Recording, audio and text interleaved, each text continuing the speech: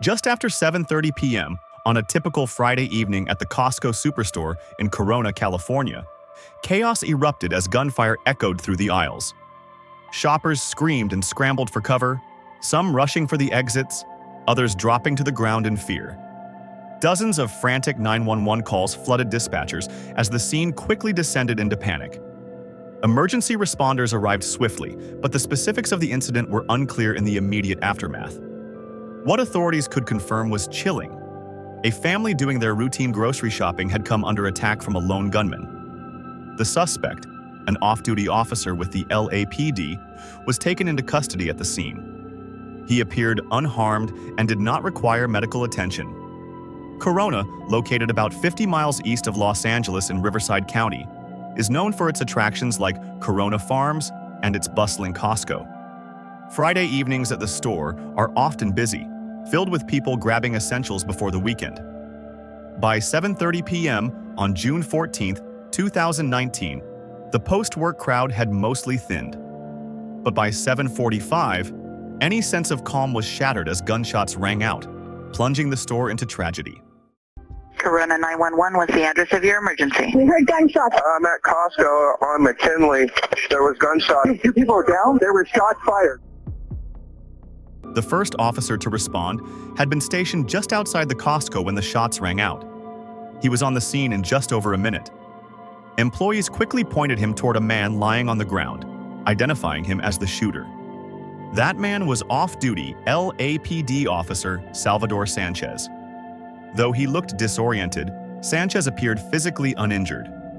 He had drawn his firearm and fired at 3 other shoppers in a nearby aisle.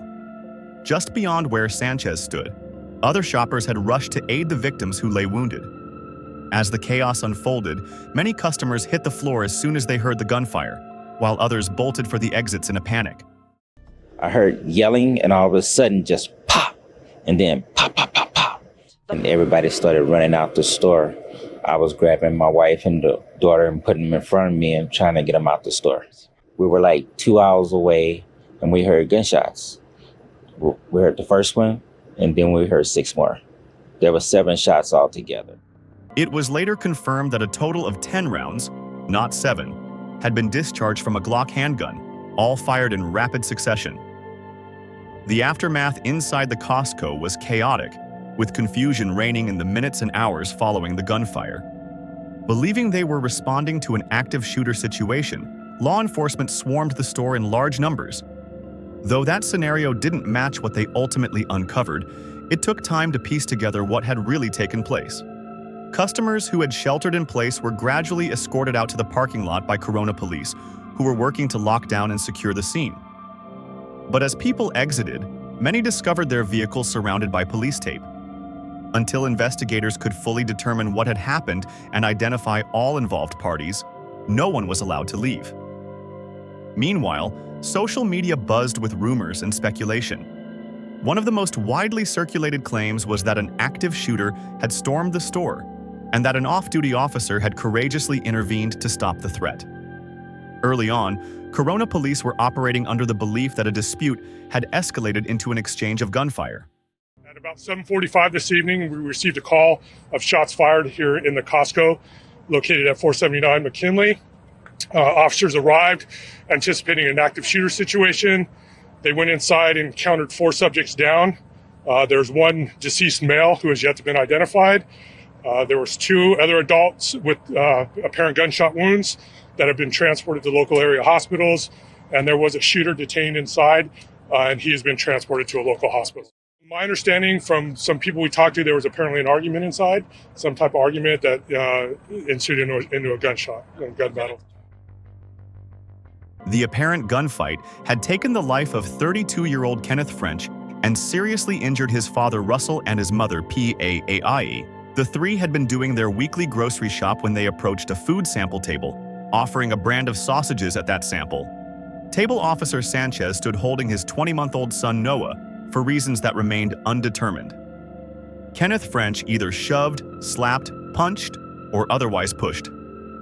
Salvador, this unprovoked assault caused him to fall to the ground, dropping his young son from his arms and ostensibly hitting his head on the ground. Salvador told responding officers that he believed he had been shot in the head. He further claimed to have seen a gun firing right before he was struck to the ground. The police officer responded by pulling his weapon. Are you injured? No, I guess not. I thought I got shot in the back of my head. And I see a blast, and I feel my head just get knocked down enough for me to fall. I see a blast, and I feel my head get knocked off, and I fall to the ground. I drop my son. I thought I got shot. I still feel pain in the side of my head. It soon became evident that Salvador Sanchez had not been shot, but the question remained: had anyone actually fired at him? One shopper who had been browsing items along the main aisle heard the gunshots and took cover. Once the scene seemed secure, he rushed toward the area where Kenneth French and his father, Russell, who had also been injured, were lying. The off-duty officer, Sanchez, was pointing in Kenneth's direction, the witness later recalled. But when he reached the spot where Kenneth lay, there was no weapon to be found. He said he thought I saw a black handgun. As I came over here, and the deceased right there, we couldn't find the black handgun. In fact, Corona police were unable to locate any witnesses who had seen Kenneth, Russell, or Pa French with a firearm. Nor did investigators find any object near the family that could have been mistaken for a weapon. After the store was cleared, drones were deployed to inspect hard-to-reach areas like the tops of freezers and display cabinets. Although early accounts suggested a gun battle, it quickly became clear to investigators at the scene that only one weapon had been discharged, the handgun carried by off-duty LAPD officer Salvador Sanchez. Did you see a weapon? You know what? I'm not going to talk any further without my lawyer. Officer Salvador Sanchez later told investigators that he had specifically seen Kenneth French holding what he believed to be a small black compact handgun, something resembling a Ruger LCP .380 pistol. After regaining his bearings following the fall, Sanchez said he thought Kenneth was still aiming the weapon at him and his young son. Despite having no visible injuries at the scene, Sanchez requested transport to the hospital. There, he told medical staff he may have lost consciousness after hitting his head on the store's hard flooring. Based on his description, doctors diagnosed him with a concussion. However, police reports noted that Sanchez exhibited no clear signs of injury. No bruises or trauma were ever physically observed. Of the 10 rounds fired from his weapon, 4 struck Kenneth French, 3 in the back and 1 in the shoulder. Kenneth's mother, Pa, was shot once in the back, and his father, Russell, sustained a gunshot wound to the abdomen that led to the loss of a kidney. The remaining 4 bullets lodged harmlessly in store display cases, with no additional injuries reported. Russell and Pa would spend the following months in hospitals undergoing surgeries and intensive treatment. Their son, Kenneth, however, did not survive. Shoppers at the scene later recalled holding his hand and staying with him in his final moments as the 32-year-old passed away. The French family had deep ties to Kolkata, India.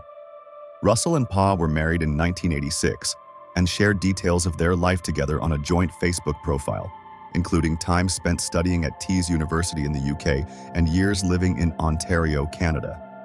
While in Canada, Kenneth pursued studies in accounting and financial management services at McMaster University. The family had been living in Riverside, California for at least 5 years prior to the incident. Kenneth had been diagnosed with both schizophrenia and an intellectual disability. According to relatives, his mental health had been declining, and at the time of his death, he was nonverbal and functioning with the cognitive abilities of a teenager. Recently, doctors had discovered fluid buildup in his brain, prompting follow-up testing scheduled for the near future. Family members also shared that Kenneth had been taken off some of his psychiatric medications due to complications with other health concerns.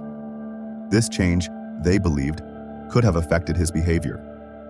Still, it remains uncertain why or how Kenneth came into contact with Sanchez. Eyewitness accounts differed. Some recalled the officer falling abruptly, while others reported no physical provocation at all. One shopper remembered seeing Kenneth standing with clenched fists facing Sanchez. Another said they clearly heard someone's head hit the ground. I thought he had a heart attack. His fall was pretty hard. I can hear it. Okay. Like from his scalp that he fell on the ground, the hard floor. Yeah, the concrete. You think he hit his head on the floor? Yeah. The guy just jumped on the floor, got his gun out, and jumped on the At the scene, Paya French told first responders that her son had struck the man standing at the sample table. She would later describe the act as a slap. However, after enduring the trauma of a gunshot wound herself, Pa admitted she couldn't clearly recall exactly what she had told officers in those chaotic moments. Salvador Sanchez was not taken into custody that evening. Instead, he was allowed to return home while the investigation continued. The LAPD initially reassigned him to desk duty before later placing him on paid administrative leave. Once obtained, surveillance footage from the store failed to shed much additional light on the situation. The angle came from several aisles away and was partially obstructed by shelving and product displays. As a result, the beginning of the altercation between Kenneth French and Officer Sanchez was not captured on video. In fact, Sanchez is not visible at all in the early portion of the footage. The recording only picks up after Sanchez has already fallen to the floor. Kenneth, wearing a striped shirt, can be seen being pulled away from the sample table by his father. Pa briefly appears gesturing in the direction where Sanchez would be lying on the ground, then quickly moving to the right. The footage seems to show the French family retreating from Sanchez in the moments leading up to the gunfire. When police released the video to the public, they emphasized that it was the only relevant footage Costco had available. No earlier interaction was caught on camera, and no other surveillance angles recorded what led up to the shooting. Investigators concluded that just 3.8 seconds passed between the moment Sanchez hit the floor and when he opened fire. During those few seconds, he identified himself as a police officer multiple times according to his account. After spending 2 months in the hospital recovering from their injuries, Russell and Pa French began speaking out. They hoped to bring attention to their case and put pressure on the Riverside County District Attorney's Office to pursue charges. I keep hearing my son did something, so show me the video that Kenneth did something. I didn't see it, so show me something. Did you hear Sanchez say, "I'm a cop"? Yes. Twice, three times, yes. Loud? Yes. And then he shot right there. Absolutely. In the wake of mounting public pressure and calls for accountability, the Riverside County District Attorney's Office presented the case to a grand jury in September 2019. However, the panel ultimately chose not to return an indictment against Salvador Sanchez. After considering all the evidence, the grand jury decided that no criminal charges should be filed in this case. Salvador Sanchez was shopping at Costco with his family when he was assaulted by Kenneth French. Sanchez was holding his young child at the time of this assault. Sanchez fired his firearm, striking Kenneth and both of Kenneth's parents. Out of the 19 grand jury members, 12 were required to find probable cause for an indictment, a much lower standard than a preponderance of the evidence or beyond a reasonable doubt. While the specifics of the grand jury testimony remain confidential, local media reported that both Russell and Paya testified, with their questioning focusing more on their son's medical history and temperament than the details of the shooting incident on June 14th. Ultimately, the grand jury did not issue an indictment. Though District Attorney Mike Hestron was not obligated to follow their recommendation, he chose to do so, deciding against pressing charges against Salvador Sanchez. I am not condoning the shooting. I'm not up here saying it was fine. That's not what I'm here to convey to you. I could file charges despite what the grand jury did. I'm not going to do that. This grand jury was attentive. They worked hard. They asked appropriate questions to our prosecutors, and they heard all the evidence that we have. The decision not to pursue charges was yet another crushing setback for the French family. Just a week after being discharged from the hospital, they had managed to hold a funeral for Kenneth. Now, they found themselves once again in front of the cameras, holding another press conference. Our family has just taken another blow, and we have lost complete faith in the U.S. justice system. Salvador Sanchez was clearly in the wrong, as he was not in imminent danger to fire 10 shots at an entire unarmed family. I begged and told him not to shoot.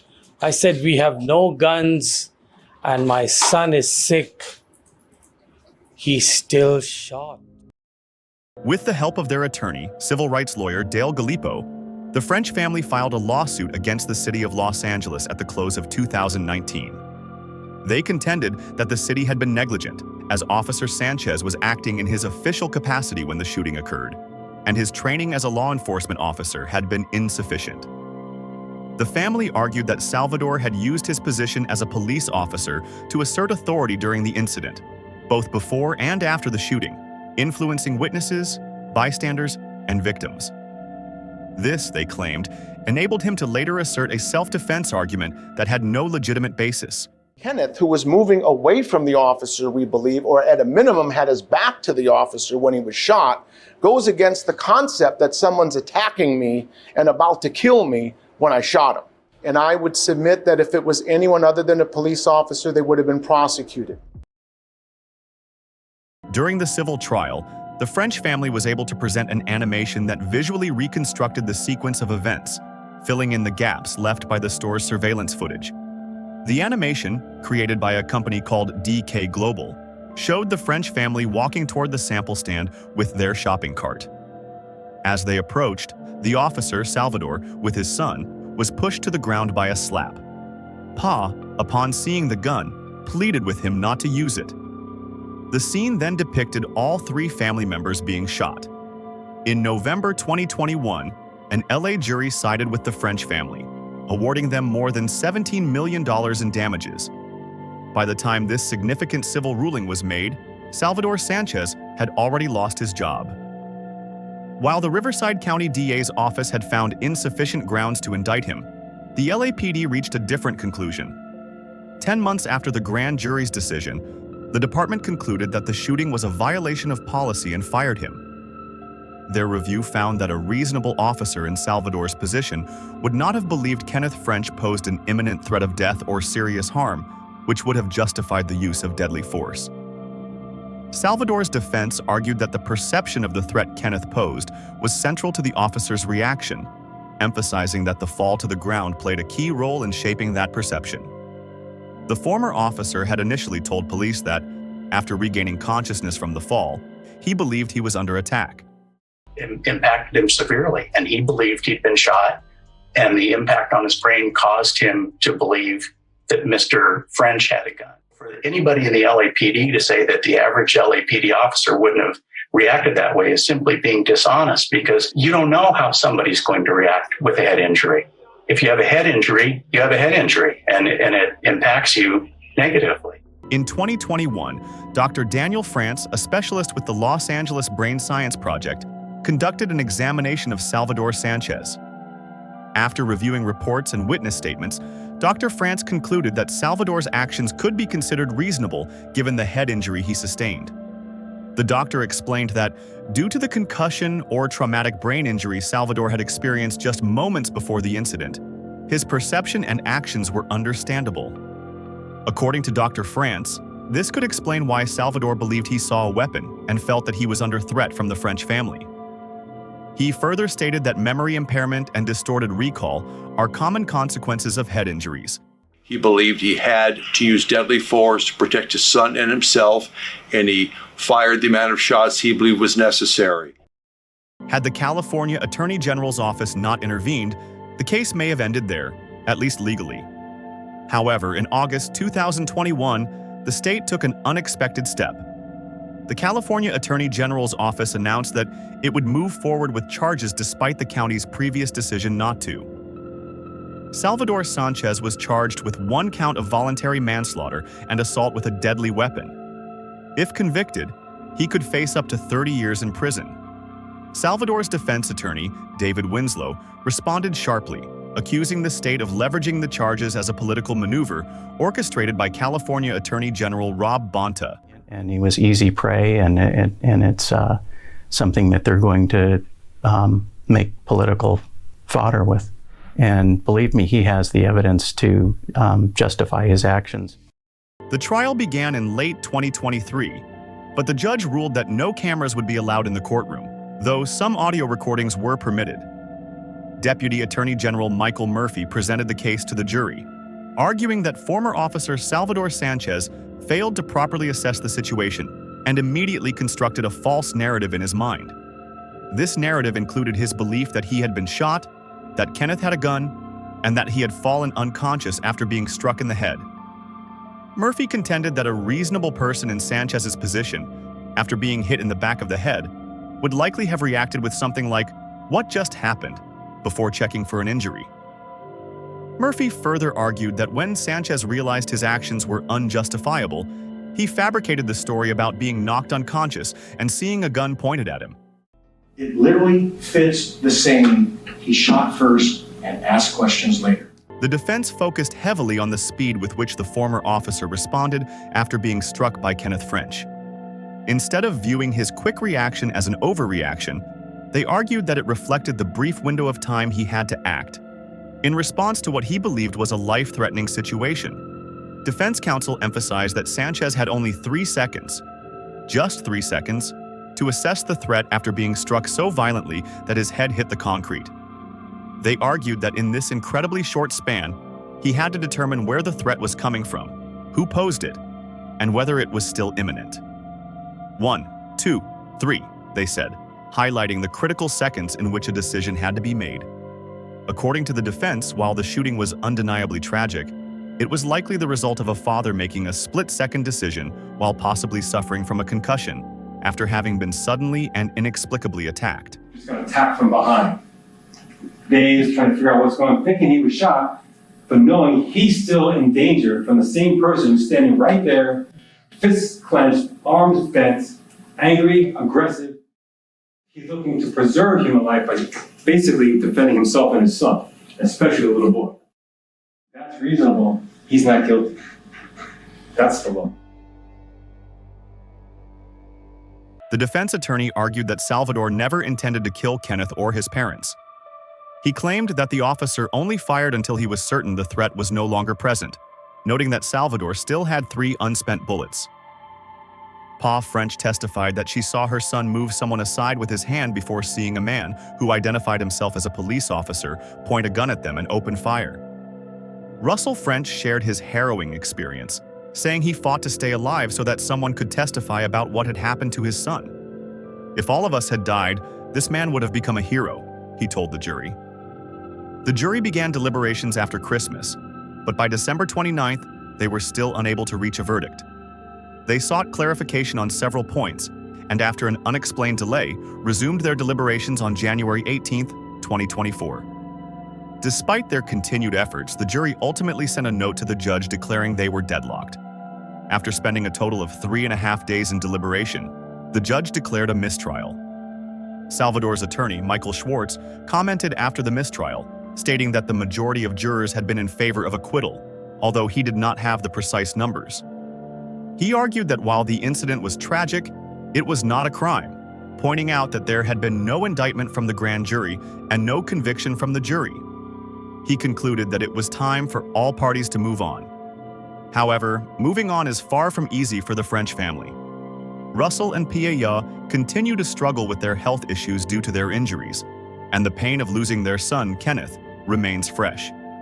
The decision now rests with the California Attorney General's office to determine whether to retry Salvador Sanchez. A hearing to address this matter is scheduled for February 13th, 2024.